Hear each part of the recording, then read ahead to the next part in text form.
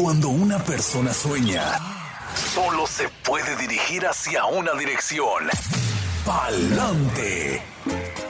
Hay miles de historias, algunas de sacrificio, otras de riesgo, pero también de superación, y una de ellas podría ser la tuya. Inmigración, sueños, retos y triunfos. Bienvenidos al programa Pa'lante, mi gente, de la firma de abogados Vázquez Servi.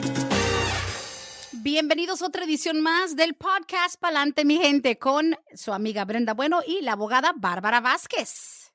Hola, muy buenos días a todos. Muchísimas gracias por escuchar nuestra programación y como siempre le informamos que la información que reciben por este medio es de carácter general y no sustituye una consulta formal con un abogado que se especialice en la materia de inmigración.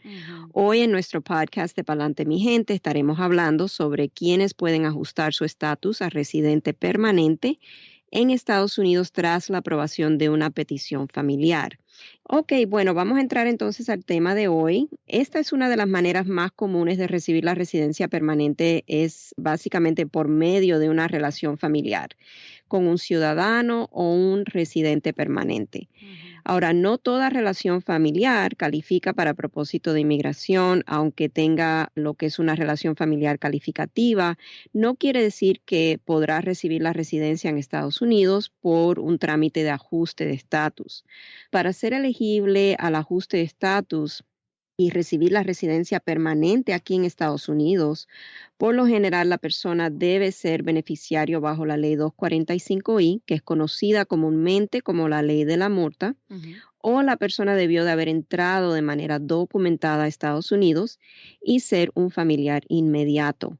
Un familiar inmediato es reconocido bajo la ley de inmigración como un cónyuge de ciudadano estadounidense, padre o madre de ciudadano estadounidense o un hijo menor de 21 años soltero de ciudadano estadounidense.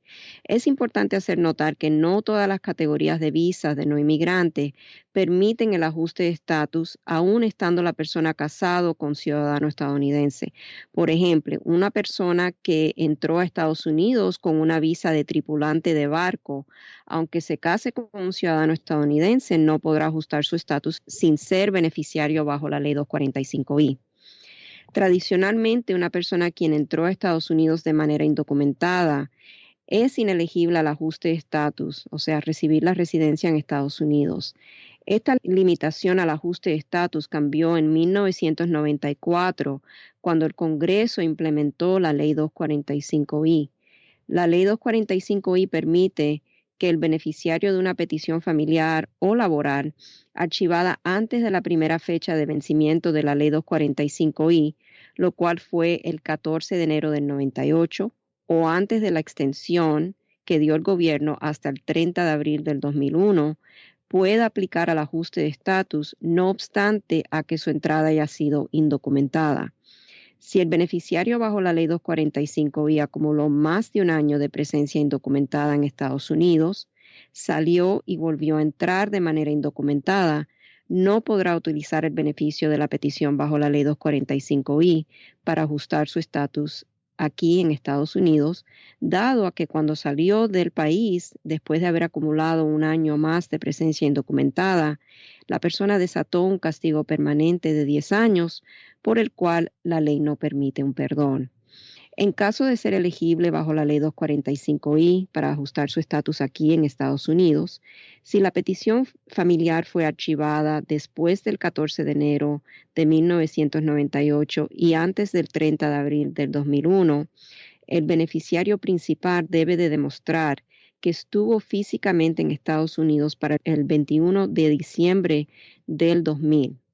Beneficiarios derivativos, lo que son hijos menores de 21 años o cónyuges de una petición calificativa bajo la ley 245I, también pueden ajustar su estatus, pero esto a veces depende de cuándo fue formada la relación familiar entre el beneficiario principal y su cónyuge o hijo. Por ejemplo, si la relación ya existía antes del 30 de abril del 2001, entonces el beneficiario derivativo es considerado independientemente elegible para ajustar estatus en Estados Unidos bajo la ley 245I, no obstante a que la relación ya no existía y no obstante que ahora a lo mejor la persona busca ajustar su estatus por medio de otra relación. Les voy a dar un ejemplo porque es un poco complejo esta sección de la ley. Ujú. Por ejemplo, María y Juan se casaron el 15 de noviembre del 2000.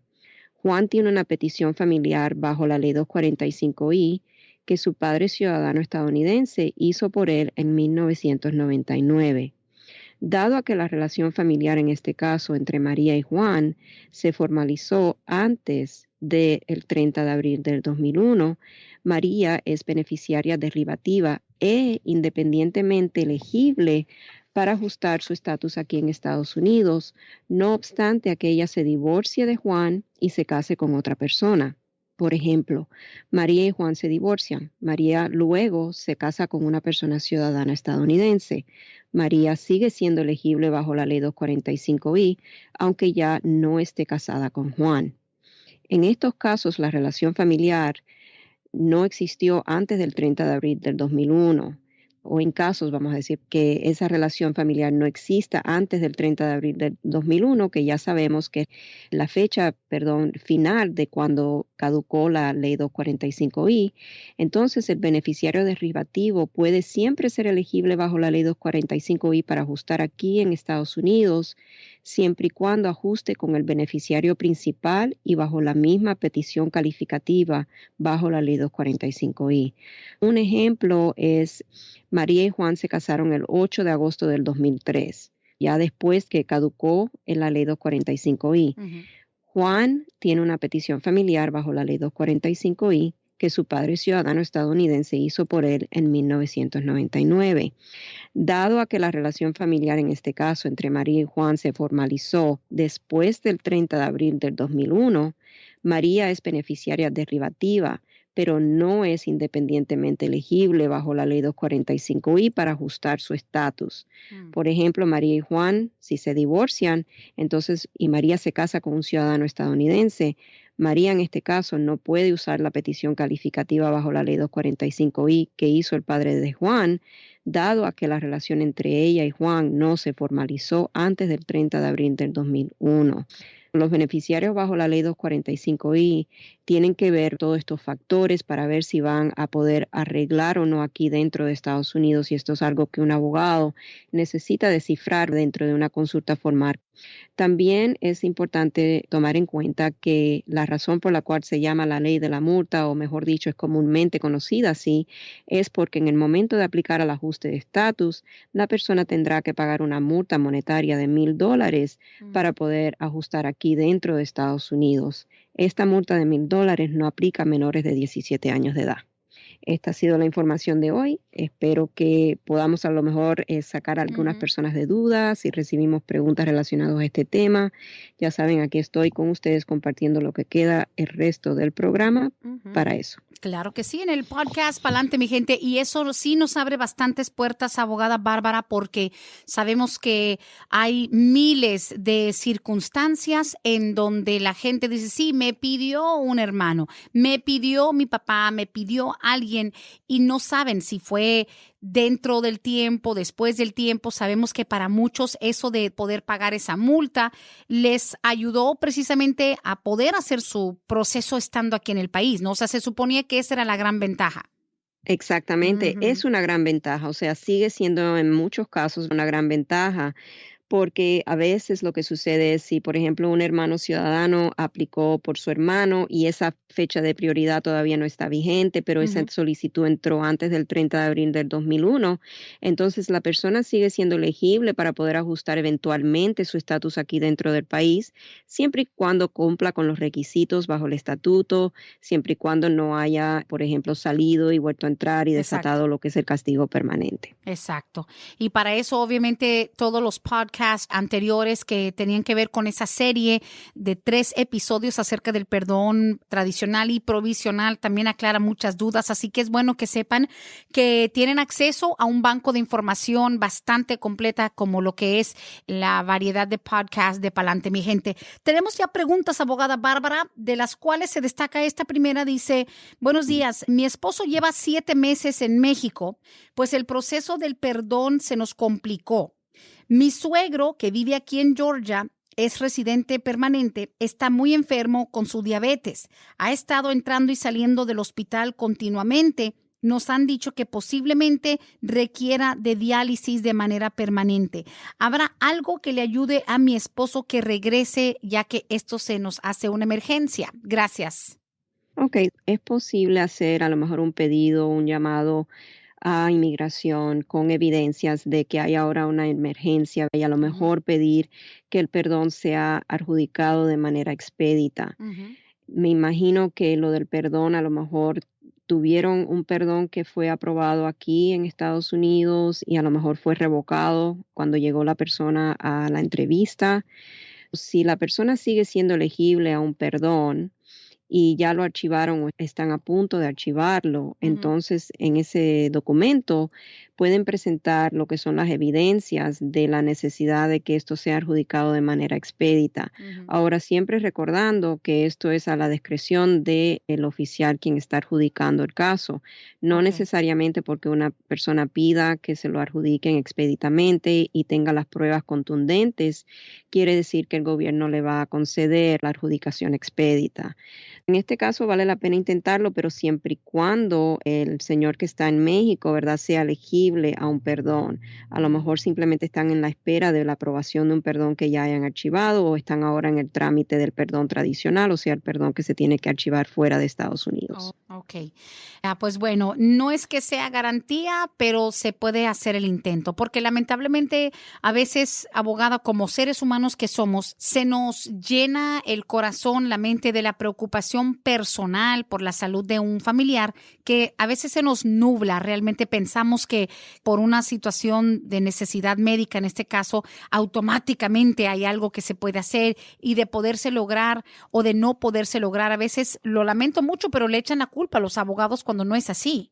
Sí, y desafortunadamente nosotros no podemos hacer mucho para agilizar un trámite con inmigración. Siempre podemos hacer el pedido, ¿verdad?, por nuestro Exacto. cliente, especialmente cuando existen cuestiones de emergencia, pero no es, si fuéramos nosotros los adjudicadores de las solicitudes, obviamente fuera Sí, diferente, sí, pero sí, ahí la sí. última palabra la tiene inmigración. Wow, ok, importante que lo sepan y ojalá que el señor se pueda pues recuperar o estabilizar por lo menos. Ahora, una cosa sí, definitivamente, por muy crítica la situación, bajo ningún concepto, digo, porque tan solo esa primera pregunta nos abre la duda de que, oh my goodness, se les complicó el perdón, no sabemos cómo y no nos da información y tampoco se trata de eso, pero por ejemplo, alguien que a lo mejor pensaba estar no sé, 2 semanas o un mes abogada en su país, o sea, en México, se ha convertido en 7 meses. O sea, no sabemos por qué se le complicó, pero la tentación de querer cruzar sin documentos, que por favor no caiga en esa tentación. Exactamente, sí, nunca es recomendable cuando la persona está en un trámite para recibir la residencia que Ujú, por la desesperación venga nuevamente de manera indocumentada a Estados Unidos, ujú. porque ahí entonces estaría posiblemente enfrentando lo que es un castigo de 10 años Sí, permanente por el cual entonces ya no sería elegible hasta pasar ese tiempo fuera de Estados Unidos. claro, Hay que claro. tener mucho cuidado con eso. Por favor. Claro que sí. Continuamos con la siguiente pregunta. Dice, por favor, no digas nuestros nombres. Mi hermana entró en el 2018 desde Guatemala. Se entregó en la frontera, venía sola. Ella estuvo en Texas detenida 17 días. La liberaron. Nunca le dieron ninguna fecha ni un papel con una cita. ¿Hay algo que se pueda hacer para averiguar su caso de ella? Ella dio otro nombre y fecha de nacimiento, pues venía desde Guatemala sin ningún ID, pero sí le tomaron huellas. Muchas gracias. Sí, se puede hacer un pedido para lo que es el expediente en la frontera a través de la patrulla fronteriza para averiguar exactamente qué número de registro de extranjería le asignaron al caso y cuáles fueron los datos que el oficial puso en el sistema referente a la hermana. Ahora, es muy extraño que no le hayan dado ninguna documentación cuando salió de la detención. Usualmente la persona cuando sale de detención le dan algunos documentos. Tal vez no es un documento para una cita, pero tal vez hay documentos ahí donde existe el número de registro de extranjería y con ese número la persona puede marcar al número de la Corte Automatizado de Inmigración, que es el número 800-898-7180, y ahí puede entonces introducir el número de registro de extranjería y ver si tiene ya una cita agendada con la Corte de Inmigración. Muy bien. Qué bueno. Aquí sigue, dice, mi permiso de trabajo se vence ahora en octubre de este año. No he mandado la renovación. ¿Será que van a seguirlos aceptando o habrán casos en donde hacen extensiones automáticas como con las licencias de manejar? Sí, o sea, lo que hay que tomar en cuenta, y no sé por qué hay tanta confusión con esto, es personas no están mandando sus solicitudes pensando que el gobierno no la está adjudicando, pero eso no es cierto. O sea, el Ya. gobierno sigue recibiendo solicitudes para extensiones de permiso de trabajo, como esta persona pregunta, Ajá. ¿verdad? Siguen aceptándola y más bien también es muy importante saber que la toma de las huellas dactilares también, aunque estén cerradas, el gobierno ha anunciado que va a utilizar las últimas huellas dactilares que fueron tomadas y que existen en el sistema para propósito de renovar los permisos de trabajo. Es muy importante que la persona que hace esta pregunta, como cualquier otro radioescucha que no está escuchando en estos momentos, si Ujú. tiene un trámite de permiso de trabajo que no lo ha hecho simplemente porque piensa que no están recibiendo esas solicitudes, tomen en cuenta que sí, los centros de inmigraciones siguen abiertos y siguen recibiendo y procesando solicitudes. Ok, o sea, sí, los procesos siguen siendo recibidos. Ahora, en este caso, si se le vence el permiso de trabajo, que no sabemos bajo qué categoría es, se le vence en octubre de este año. O sea, de haber sido proactivo, ¿lo hubiese podido mandar antes de que sucediera toda esta pandemia o no estaba dentro del tiempo? ¿Cómo está eso de renovar esos permisos de trabajo, ya sea por la cancelación de la deportación? ¿Qué le recomienda a la gente? ¿Con cuánto tiempo lo pueden hacer? Usualmente nosotros les recomendamos entre 5 a 6 meses más o menos para renovar su permiso porque a veces hay demoras y queremos evitar el lapso. Ok, muy bien. Ahora, lo mismo pasa, me imagino que con los beneficiados del DACA. O sea, ahora los del DACA sigue siendo el estándar renovar con un año de anticipo, 9 meses. ¿Qué les está recomendando a ellos? Sí, exacto. O sea, entre ese tiempo, porque sabemos que antes, cuando primero se implementó el DACA, USCIS sacó una política en donde decían que la persona tiene que renovar dentro de lo que es unos 120 días, si no me equivoco, para el nuevo permiso. Ujú. Pero ya después, cuando sucedió todo lo de la rescisión del DACA, que la administración de Trump quiso rescindir el DACA, entonces eso cambió y Inmigración en realidad está aceptando solicitudes, no obstante que estén fuera de esa ventanilla original. Si usted tiene un permiso de trabajo en base al DACA y le queda, 9 meses de validez, nosotros le estamos diciendo haga su renovación, porque no sabemos, de todas maneras el futuro del DACA es incierto en estos momentos. Renovar el DACA, lo peor que puede pasar es que si la Corte Suprema da un dictamen o un fallo en negativo contra los jóvenes soñadores, entonces la persona pierde lo que es las tarifas que pagó Exacto. a la solicitud, a lo mejor no, a lo mejor el dictamen de la Corte Suprema puede decir, bueno, los que ya están con sus solicitudes pendientes o ya tienen una solicitud de renovación aceptada, van a poder continuar hasta que se venza ese plazo. No Ujú. sabemos. Ok, pues sí, todavía estamos en esta incertidumbre. Gracias por las preguntas. Ya se me están juntando varios por texto. Al aire con la abogada Bárbara Vázquez en el podcast Pa'lante, mi gente. Número en las oficinas de Vázquez y Servi, 678-303-0018. 678-303-0018. Dice, buenos días, mi hijo se va para el Army, supuestamente ya para finales de este año, cuando pase todo este asunto de salud. Yo tengo una orden de deportación desde el año 2011. ¿Esto me puede afectar o se me perdona? Gracias. ¿Y cómo comienza el proceso? Desafortunadamente, sí, ICE ha tomado la posición que una persona que tiene una orden de deportación o que está en trámite de deportación, aunque tenga un hijo que está en el ejército o que ya ha sido aceptado para entrar al ejército, ICE dice que no tiene jurisdicción para escuchar o para, mejor dicho, adjudicar esas solicitudes. Mm. En este caso, la señora que tiene una orden de deportación, desafortunadamente cae dentro de la jurisdicción de ICE, dado a que ellos son la agencia gubernamental que ven sobre casos de deportación. Mm. Para solicitar el PIP, el Parole in Place, tendríamos que ir con ICE porque ellos tienen jurisdicción sobre el caso. Y en estos momentos y ya por largo tiempo, ICE ha tomado esa posición, que no tienen jurisdicción para decidir casos de Parole in Place. Así es, listo. Dice aquí, buenos días, Brenda, ¿le puedes preguntar a la abogada, el proceso para sacar una visa humanitaria es más complicada que una visa de turista? Pregunto porque tengo familiares en Venezuela que quisieran venir. Yo aún estoy esperando mi proceso de asilo. Gracias. O sea, sí, es difícil. Yo no sé si exactamente decirle que es más difícil que una visa de turista, porque para poder obtener una visa de turista, lo que la persona tiene que hacer es refutar la presunción que le imponen Ah, de sí. que viene a quedarse Ya. aquí permanentemente, o sea, que no viene en calidad de turista. Mm, Esa es la carga de la prueba ahí la tiene la persona, sí, ¿verdad? sí. Demostrar eso. Ahora, para una visa humanitaria, lo hemos intentado en un caso específico que yo tengo, ¿verdad? Un niñito que sufrió un cáncer del riñón y la mamá está en México, desafortunadamente, y no nos dio resultado, aún estando el niño Ah, sí. hospitalizado, aún el niño teniendo que atravesar por un proceso de quimioterapia, Mm. radiación y todo eso. Ahora sí, ese caso fue un poco más complicado, tal vez que este, porque existió un antecedente migratorio. Es difícil porque la persona va a tener que demostrar, o sea, que existen esas bases humanitarias y siempre, Brenda, en lo que dificulta estos casos es la discreción, ¿verdad?, Sí, del sí. gobierno. El gobierno tiene la discreción de decir sí o no. Eso sí, que ni qué. Aquí dice, buenos días. Entonces, los jóvenes que tienen DACA deberían hacer renovaciones aún que se les venza en el 2021. ¿Qué opina la abogada? O sea, no hay nada que diga que no lo puede hacer. Ya, Okay, no hay nada que diga que no puede hacer esa renovación. Vamos a decir, si esta persona tiene un permiso de trabajo que a lo mejor se le vence, vamos a decir, de aquí a mayo del ok. 2021 o abril del 2021, yo le diría sí, haga su renovación, porque ¿qué tiene de que perder? Sí. Y lo que queremos evitar es que haya un lapso.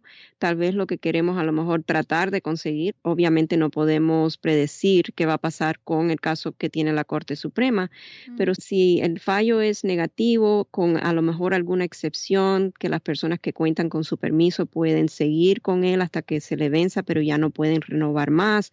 O sea, entonces una persona que ha hecho su trámite y ha recibido su renovación podría entonces tener esa ventaja. Ah, sí, es verdad.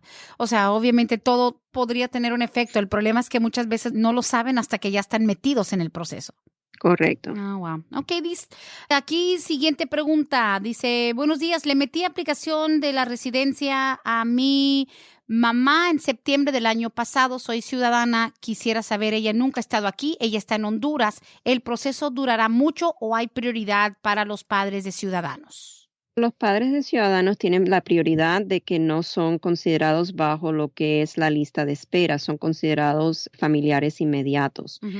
En estos casos, usualmente simplemente es el tiempo de procesamiento que tome el gobierno para adjudicar la solicitud. O sea, a veces vamos a decir un promedio de 9 a 12 meses es lo que podría más o menos ver la persona de demora en tiempos de procesamiento en este tipo de casos. Ujú. Y es cuestión simplemente de averiguarlo. O sea, y por ahora sabemos, como dice usted, ahora, ¿podríamos decir que la gente puede llamar al servicio de migración? ¿Hay atención en vivo? O sea, gente que te contesta, ¿están procesando llamadas o simplemente están haciendo lo que son trámites por correo?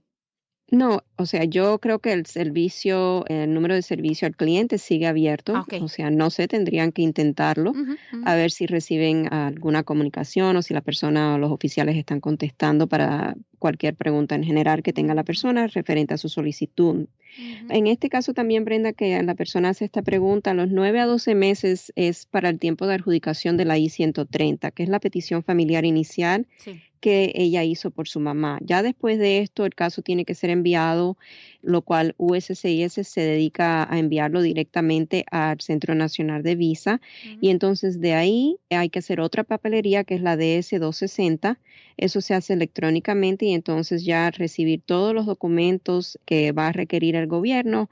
El Centro Nacional de Visa notifica a la embajada y entonces la embajada se ocupa de asignar la fecha de la cita. Ujú. Y ahí es a donde puede venir la demora más grande, porque, Sí. por ejemplo, teníamos, antes de que pasara esto del coronavirus, Ciudad Juárez estaba demorando ya después de haber recibido todos los documentos, todas las evidencias, o sea que ya el caso estaba en manos de Sí. la embajada, más o menos un año para programar la cita. Mm. Obviamente, muchas personas estaban desesperados porque el paso del tiempo, muchos clientes nuestros llamándonos, obviamente Sí, se entiende la desesperación porque es mucho tiempo, claro. pero es algo que no podemos podemos nosotros en realidad hacer nada porque no podemos programar la cita hasta que la embajada no nos dé esa oportunidad. Muy bien. Ahora, en cuanto a renovaciones, esta vez la pregunta viene para la renovación de una green card. Ya hemos escuchado ya un par de comentarios acerca de los jóvenes que tienen DACA. Dice, ¿con cuánto tiempo de anticipación se puede renovar, pero una residencia, green card? 6 meses. 6 meses. Ahí sí no se recomienda adelantarse un año como con los del DACA por lo mismo de que está tan vulnerable el programa de DACA en sí. Pero green card son 6 meses. No se puede hacer más antes. Ah, ok. ¿Ves? Ahí sí es definido desde hace mucho tiempo. Eso no es de Correcto. que... Ok. Aquí dice, ojo Brenda, esto lo pregunto para alguien con quien trabajo. Dice, quisiéramos saber, las personas que han tenido alguna audiencia en corte y no resuelven sus casos. Dice, mi cuñado entró de Honduras en el 2019 a inicios del año. Tampoco le dieron ninguna cita y no nos ha llegado nada por correo. ¿Será que ya tienen deportación? Gracias.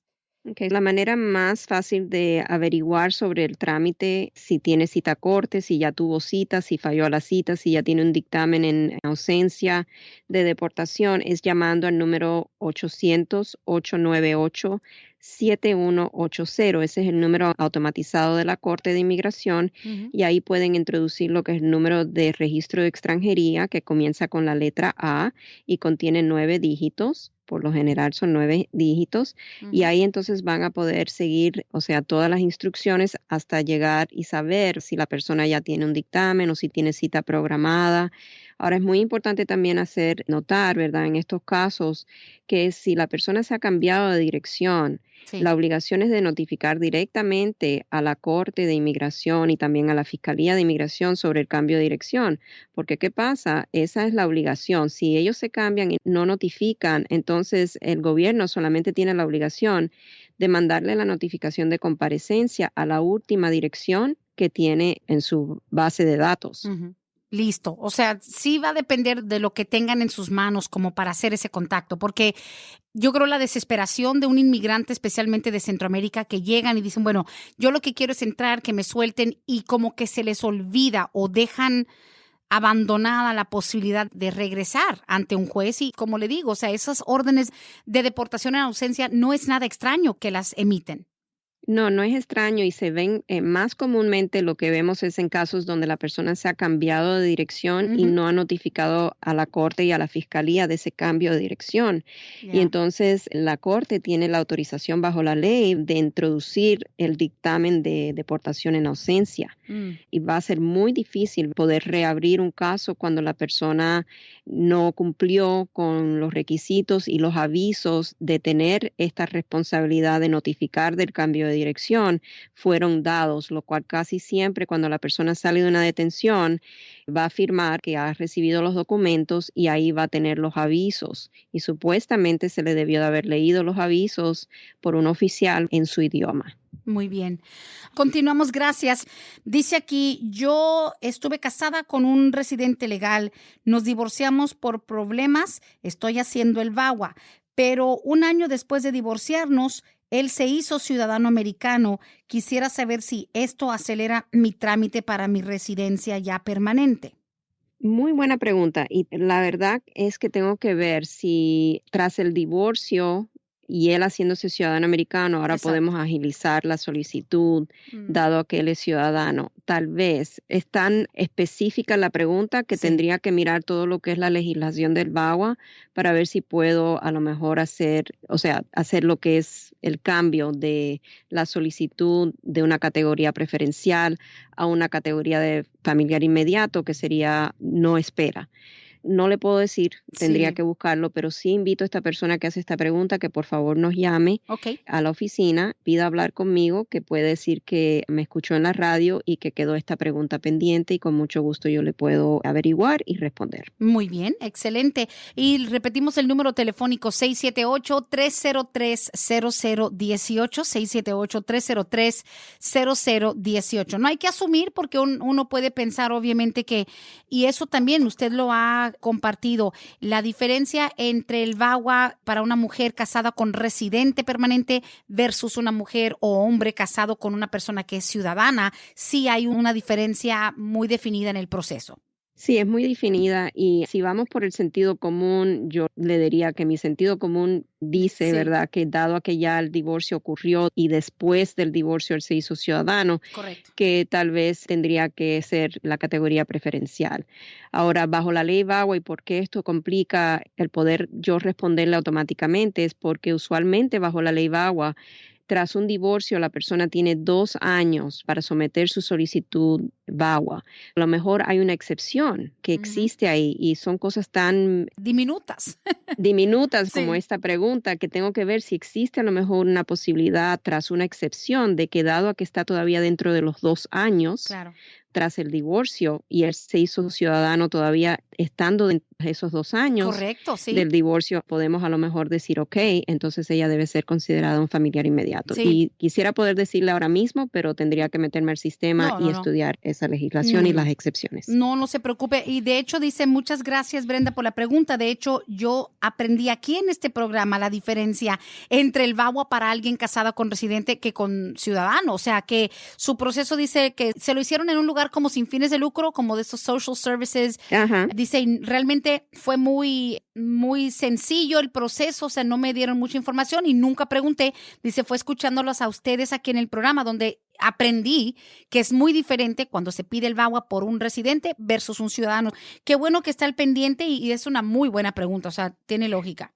Sí, muy buena pregunta y también le quiero informar a todos los que nos están escuchando que nosotros pertenecemos, o sea, tenemos una membresía a una agencia sin fines de lucro que se llama Asista y el enfoque de ellos es todo lo que es estatus U, estatus T, es VAWA, o sea, todo lo que se relaciona a las personas que son víctimas Claro. y que pueden a lo mejor recibir la residencia a través de una de estas legislaciones.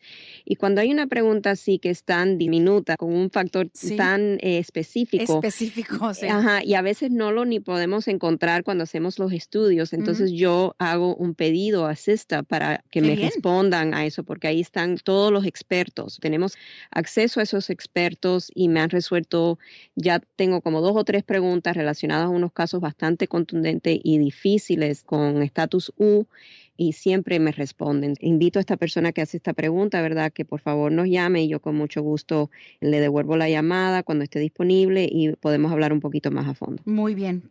Seguimos aquí con relación al parole in place. Esta pregunta dice, buenos días, estamos esperando el trámite del parole para hijos en las Fuerzas Armadas. Nuestra hija está en el Navy. Empezamos el trámite, dice, pero ¿qué llega primero? Quisiera saber, ¿es algún permiso de trabajo? ¿Es algún otro documento? Dice, y mi pregunta es porque quiero saber cuándo podría yo viajar a mi país. Dice, porque mi madre, que está en México, está un poco enferma y son ya 22 años sin regresar. Ok, la persona tiene que primero recibir lo que es la aprobación del parole in place. Eso es lo primero. Le va a llegar una vez que ya el gobierno adjudique la solicitud del PIP, le va a llegar la decisión. Si le han aprobado el parole in place, la persona entonces puede aplicar a lo que es un permiso de trabajo. Si está ya elegible para hacer su trámite de ajuste de estatus, vamos a decir que la hija que está en el Navy ya haya cumplido los 21 años de edad y sea ciudadana estadounidense y es a través de ella por el cual va a recibir la mamá la residencia, entonces sería cuestión de someter ya la solicitud en la aprobación del PIP, la solicitud para el ajuste de estatus y esperar a la decisión de ese ajuste de estatus. Ahora, un PIP no le da a la persona el beneficio de poder pedir un advance parole. Okay. Sí. El PIP es para que el gobierno, si lo aprueban, es como que la persona, el gobierno le ha concedido lo que es una entrada legal al país, right? Como que esa persona, aunque haya entrado indocumentada, ahora está presente legalmente en Estados Unidos con su parole in place. Pero no es que de ahí podemos brincarnos a pedir un permiso para viajar. Claro. La persona tiene que hacer su trámite de ajuste de estatus, recibir su residencia y entonces puede viajar. Muy bien. Aquí nos dicen, Brendita, yo tenía cita para las huellas la primera semana de abril. ¿Eso también está cerrado, pausado o puede ir uno a cualquier sitio? No, eso está cerrado. Ah, Está cerrado. Bueno, ellos no han avisado, pero yo me imagino que van a estar cerrados igual que USCIS, que ok. sería hasta el 3 de junio. Hay un solo lugar donde las hacen oficialmente, ¿no? Sí, o sea, el gobierno le manda el citatorio Exacto. para las huellas dactilares. Si estamos hablando de un trámite de inmigración que ya tiene archivado con el gobierno, entonces tiene que básicamente esperar a que el gobierno le mande el citatorio para las huellas y ahí va a tener la dirección del lugar donde se va a presentar para que el oficial de inmigración le tome las huellas dactilares. Muy bien. Esta pregunta dice, el trámite para solicitar a un hermano, dice, pero en este caso nuestra diferencia, yo estoy a punto de hacerme ciudadano estadounidense, pero mi hermano lleva varios años trabajando legalmente en Canadá. ¿Solicitarlo a él sería el mismo proceso que si estuviera en México? Gracias. O sea, sí, el proceso sería igual, sería básicamente una petición familiar en la cuarta categoría preferencial, que es un hermano ciudadano pidiendo a su hermano, Sí. y para eso entonces tendría la espera que está controlada por el boletín de visa, lo cual sale todos los meses a mediados de mes. Pero pues obviamente hay que dar todos los datos actuales, o sea, al hermano que vive en Canadá, que trabaja legalmente, o sea, no me dice qué estatus tiene en Canadá, pero que trabaja legalmente en Canadá, pero se solicita como inmigrante mexicano, pero con domicilio en Canadá. Hay que ser transparentes con todo, ¿verdad? Sí, correcto. O sea, él es definitivamente de México, a no ser que haya cambiado su ciudadanía. Entonces sí, lo tenemos que poner como bajo la ciudadanía mexicana. Ya. Quédate en Canadá. No, mentira. Yo digo, a cómo está la cosa aquí con el liderazgo que tenemos ahorita. Por favor, Tremendo, sí. no, no, no, no, no. Pero bueno, aquí, a ver, siguiente pregunta. Mire, muy similar a lo que ya hablamos de lo de la señora de Venezuela. Esta vez es otra familia. Dice, entonces, ¿cómo puede mi esposa, que es residente, la esposa es residente, dice, ¿cómo puede ayudar a mi suegra a que solicite visa de turista? O sea, ya más o menos se tocó el tema porque se puede asumir que la persona que sale de Venezuela por la situación, el gobierno no está ciego. O sea, visa de turista de personas venezolanas, muy complicado. O sea, como residente, ¿hay algo que la hija pueda hacer por la mamá? No, como residente, la hija no puede pedir a la mamá y con respecto a una visa de turista, o sea, la Ah, situación en Venezuela, tengo entendido que no están tramitando esas visas en estos momentos. ujú. También es muy importante tomar en cuenta que cuando una persona solicita una visa de turista, la persona tiene que refutar esa presunción de que viene a quedarse. Vamos a decir que la hija como residente le provee a la madre una carta Ujú. de invitación para que venga a Estados Unidos simplemente de paseo. De todas maneras, la mamá va a tener que refutar la presunción de que no viene a quedarse. Y ya con un hijo aquí en Estados Unidos que es residente y posiblemente prontamente puede aplicar a la ciudadanía y hacerse ciudadano estadounidense, la presunción le va a ser más difícil comprobar de que no viene a quedarse, Sí. porque ya tiene a lo mejor esa venida en un futuro inmediato de poder ajustar su estatus a través de un hijo ciudadano estadounidense mayor de 21 años de edad. Ay, ay, ay, claro. Pues bueno, seguimos con las preguntas. El podcast, pa'lante, mi gente, con los abogados Vázquez y Servi. Rápido se nos va el tiempo, wow. El número telefónico en las oficinas de Vázquez y Servi, 678-303-0018, 678-303-0018. El proceso para una cita abogada telefónica o por WhatsApp o FaceTime, etcétera, ¿es llamando y haciendo la cita o te programan para más tarde o no es de inmediato, ¿verdad? O sea, ¿se programa una hora y una fecha? Sí, usualmente es así, a no ser que tengamos alguna disponibilidad o ese mismo día Ujú. o en una hora, o, ¿me entiendes? La agenda la va a manejar la administración, o sea, el equipo de administración, la recepción, y ahí cuando llaman le van a decir qué disponibilidad tiene, o sea, cada abogado que trabaja con nosotros, si piden Ujú. un abogado en particular, entonces va a ser más limitado. Claro, listo. Siguiente pregunta. Dice, buenos días, yo tengo una duda. Llevo ya más de 16 años esperando por mi residencia por medio de mi papá. Él también residente, nunca me he casado, pero mi papá falleció en noviembre del 2019. ¿El caso estará perdido? ¿Qué proceso sigue y cómo lo puedo averiguar? Gracias.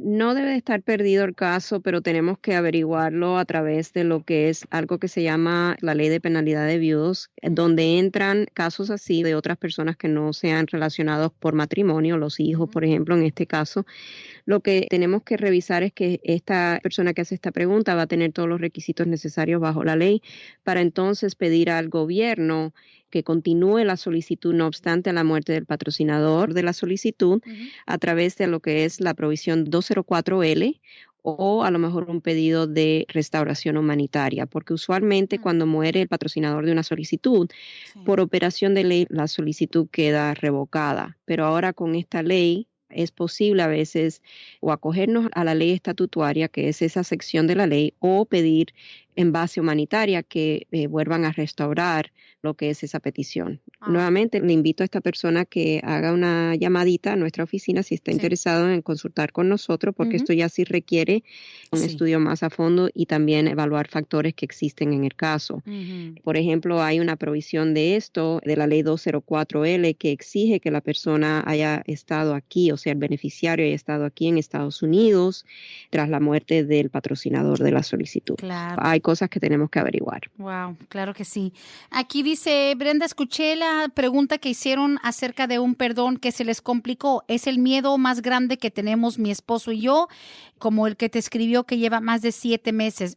¿Cómo podrá uno saber cuánto tiempo tiene que estar afuera? ¿Por qué le pueden negar a uno ese perdón? Ahora, de eso se han tratado los últimos 3 podcasts de Palante Mente, pero, o sea, resumen en unos cuantos segundos.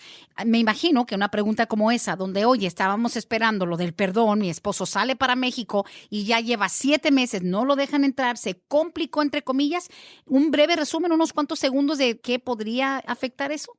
Hay muchas diferentes categorías de inadmisibilidad que pueden hacer que un perdón que haya sido a lo mejor hasta aprobado aquí antes que la persona salió para su entrevista sea revocado.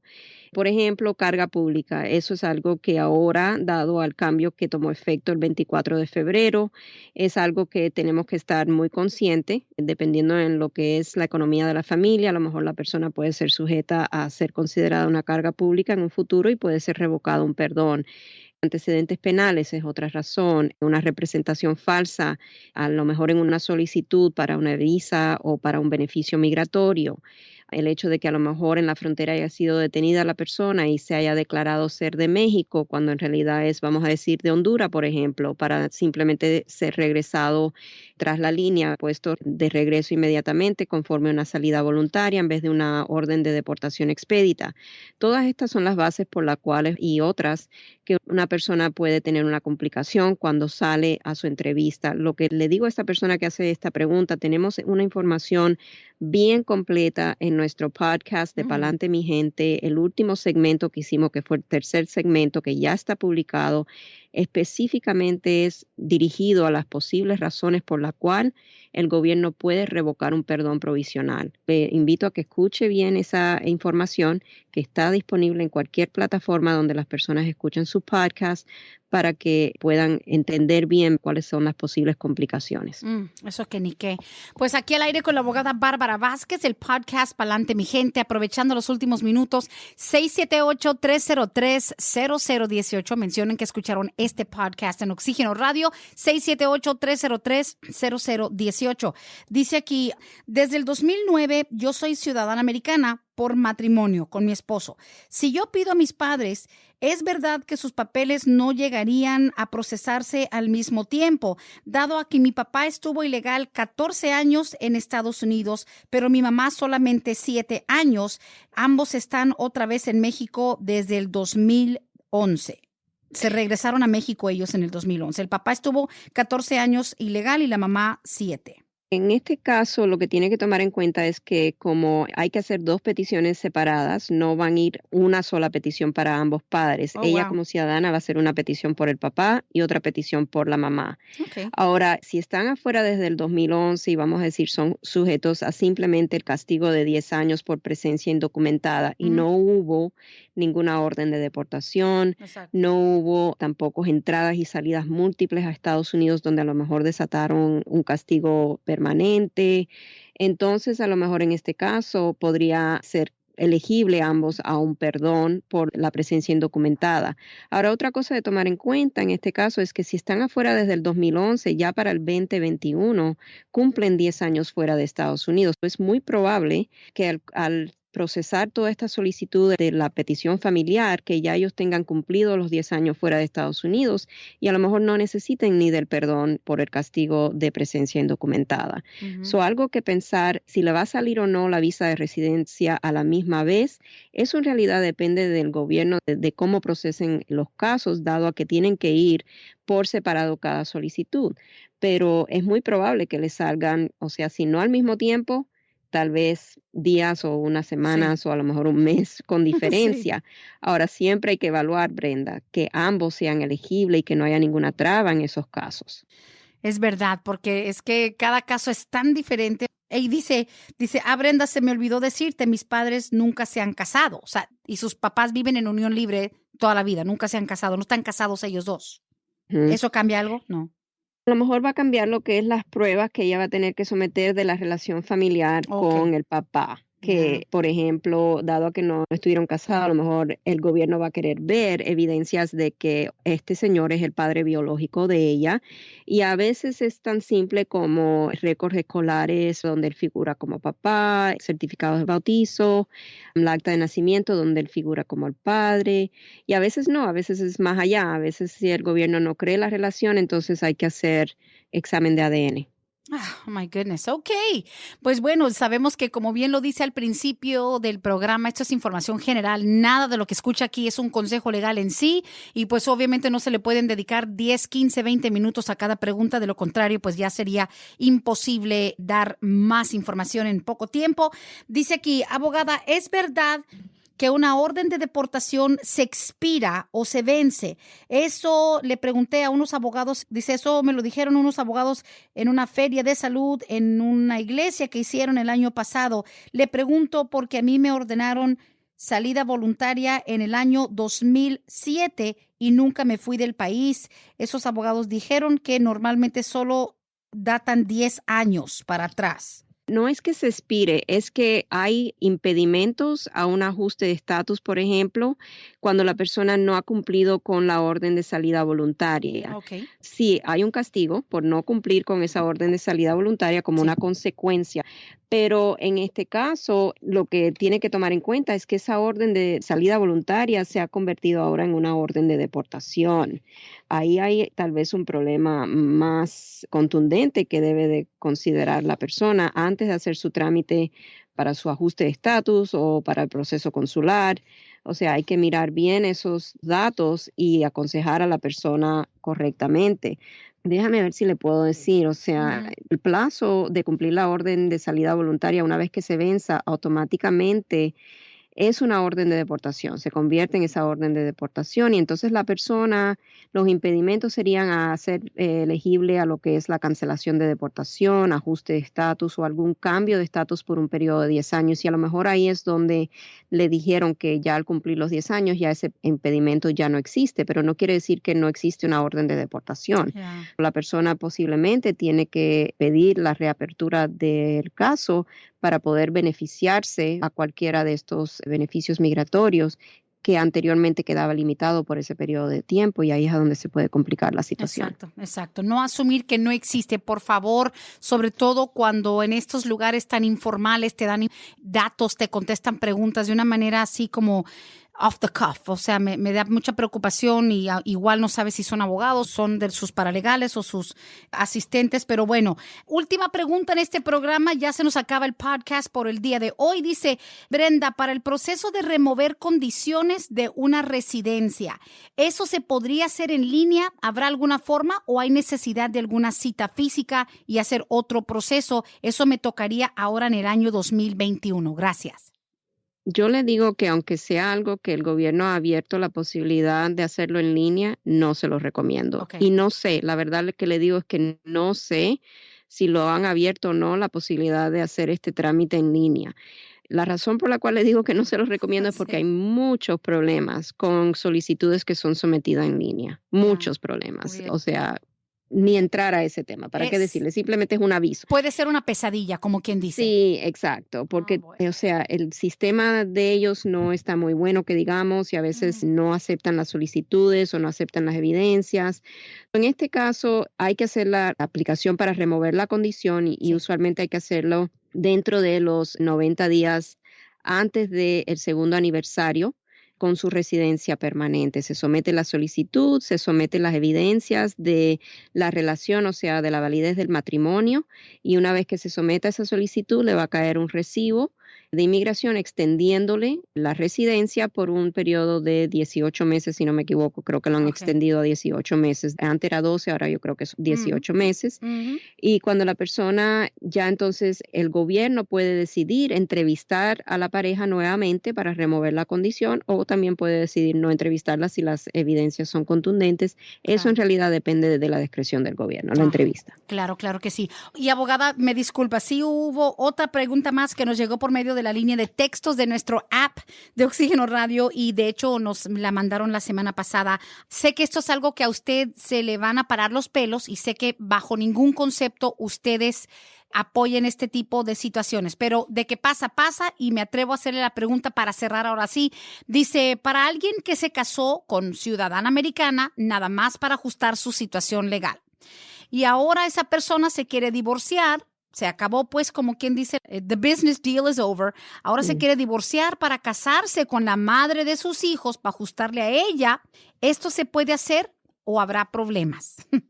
Bueno, ahí va seguramente o posiblemente, vamos a decir, mejor dicho, puede haber problemas, dado a que inmigración, si sospecha del matrimonio por el cual la persona ajustó su estatus, entonces va a la persona a enfrentar posible rescisión de su residencia, puede ser puesta en trámite de deportación con un dictamen de fraude matrimonial.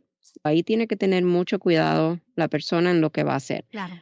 Más consejo de ahí no le puedo dar porque obviamente sería involucrar mis éticas. Algo que nunca vamos a recomendar es que la persona se case por negocio para papeles, porque ahí puede tener ya problemas mayores. Es verdad. Y lamentablemente, por más que uno le busque la vuelta, aunque un trámite se siguió al pie de la letra, sabemos que detrás de eso estuvo la intención de cometer un fraude. La persona, por más que haya podido arreglar su estatus, va a ser más que obvio. Y aunque pasen 2, 3, 4 años, o sea, pero va a ser súper obvio de que ha decidido casarse por segunda vez y que hay un vínculo con esa persona y tienen hijos juntos. O sea, digo, el gobierno no es tonto y sabemos que pueden ser bastante graves las sanciones, no solamente para el recién legalizado, sino también para la persona que le permitió el proceso, o sea, para la persona ciudadana que le permitió el ajuste. Así que hay que tener mucho cuidado. Exactamente. Wow. Abogada, mejor de ahí se daña. Creo que no se puede dar una respuesta tan transparente como la que usted da, sobre todo cuando es algo un poquito espinoso, como en este caso. Pero bueno, sabemos que Vázquez y Servi maneja un nivel de ética. Siempre lo he dicho y aprovecho para recalcarlo aquí al final de este podcast. El que esté buscando hacer un trámite por negocio, por fraude, por arreglar papeles con falsedad, este no es el lugar para ustedes, no es este lugar.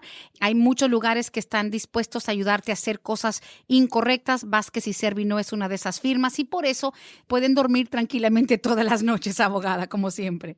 Así es, así es. Pues muchísimas gracias. 678-303-0018. Hasta aquí esta edición en esta semana del podcast Pa'lante Mi Gente. Como nos dijo al principio, estos podcasts están disponibles siempre. Le invito siempre que se suscriban a nuestro podcast de Pa'lante Mi Gente, donde ahí van a poder escuchar muchos temas variados de inmigración, como esta pregunta que hicieron hoy, que me encantó que hicieran la pregunta sobre lo de la revocación del perdón, porque fue uno de los últimos podcasts que hicimos. Sí. Y ahí está toda la información en detalle de cuáles pueden ser las razones por las cuales le pueden revocar un perdón a una persona. Claro, y los vamos a referir a esa lista o a la biblioteca de los podcasts de Pa'lante Mi Gente. Abogada Bárbara Vázquez, como siempre, tremendo programa, tremenda información. Nos escucharemos en la próxima semana. Que así sea, Brenda. Muchísimas gracias. Gracias a todos. Hasta aquí hemos llegado hoy, pero siempre vamos pa'lante, mi gente, con Vázquez and Servi. Hasta la próxima.